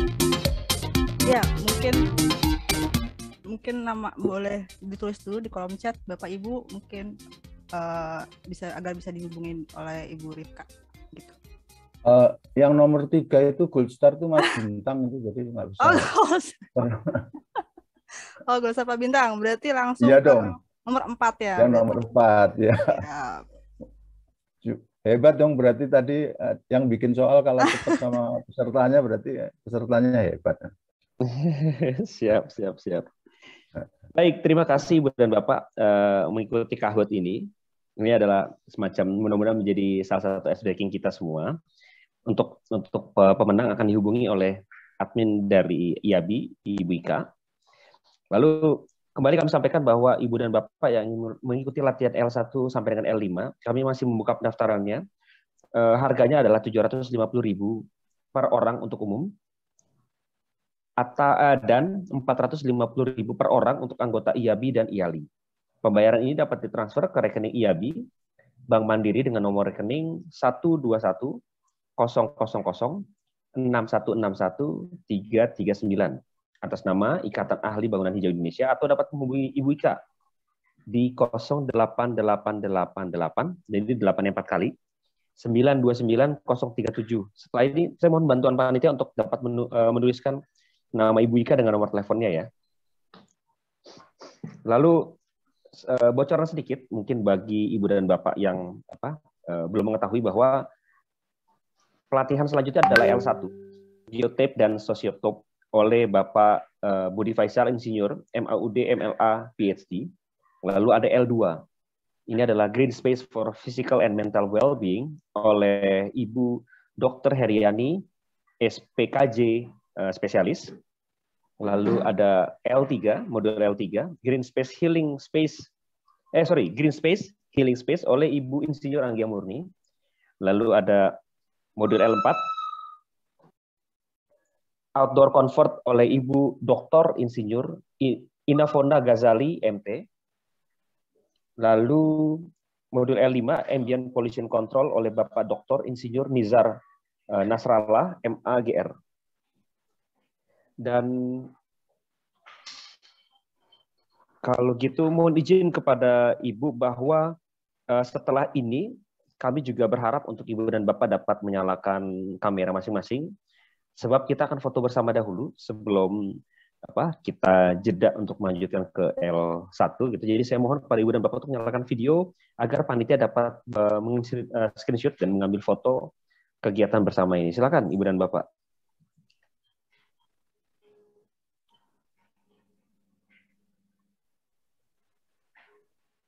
Baik, Bu Andra mungkin dapat bersiap untuk screenshot ya. Baik, ini karena ada beberapa halaman, mungkin bisa ditahan agak cukup lama ya untuk sebab PB ya. Satu dulu ya. 1, 2. Siap. Baru 1. Kemudian slide kedua. Oke. 1, 2, 3. Siap. Slide ketiga. 1, 2. Oke. Satu lagi. Slide keempat. 1, 2. Oke. Sudah, Bapak Yakobus. Baik, terima kasih. Sorry, maaf, saya mute tadi. Baik, berikut ini adalah saat ini adalah batas antar modul antara modul L0 dengan L1. Kami akan membuat jeda 10 menit untuk memulai L1. Jadi sehingga Ibu dan Bapak dapat break sebentar ya. Jadi ini sayangnya kita masih masuk di masa, saya nggak tahu sekarang masuknya pandemi atau endemi nih. Tapi kalau sebelum 2020 gitu ya, mungkin kita bisa pelatihan ini saatnya kita ngobrol Ibu dan Bapak ya. Jadi kita ngambil kopi gitu santai, teh gitu. Kita ngobrol santai. Tapi silakan Ibu dan Bapak untuk mungkin ke dapur masing-masing kali ya untuk ngambil kopinya masing-masing. Baik, juga saya ucapkan terima kasih kepada Ibu dan Bapak untuk mengikuti acara L0 The Natural and Built Environment oleh Bapak Insinyur Bintang Agus Nugroho. Terima kasih juga kami ucapkan kepada sponsor acara ini, Propan Raya, The Pine Specialist, dan pendukung acara ini, Universitas Trisakti. Terima kasih juga kami ucapkan kepada universitas-universitas yang ber-MOU dengan Ikatan Ahli Bangunan Hijau Indonesia, Universitas Multimedia Nusantara, Banten, Universitas Pradita, Banten, Universitas Tanri Abeng, Jakarta Selatan, dan Universitas Trisakti, Jakarta Barat. Baik, kalau gitu, mungkin ada arahan Pak Bintang, Pak, sebelum saya tutup. Ada. Saya mau mengucapkan terima kasih kepada teman-teman yang sudah ikut L0 dan berhalangan untuk ikut selanjutnya L1. Terima kasih banyak Anda sudah bergabung. Ikuti terus kita. Nanti Anda masih bisa mengikuti L1 dan L2, L2 dan L3 ya, dan seterusnya. Tapi sekali lagi terima kasih untuk yang sudah berpamitan dari acara L1. Baik, itu saja Pak MC. Terima kasih. Baik, kalau gitu kami mohon izin untuk pamit diri dan kami mohon maaf apabila ada kesalahan kata-kata dan apabila ada kesalahan penayangan dan pembicaraan yang kurang berkenan bagi Ibu dan Bapak. Wassalamualaikum warahmatullahi wabarakatuh. Selamat siang, salam sejahtera untuk kita semua. Om Santi Santi Om, Namo Buddhaya. Terima kasih Ibu dan Bapak. Ya, terima kasih Mas Yakobus.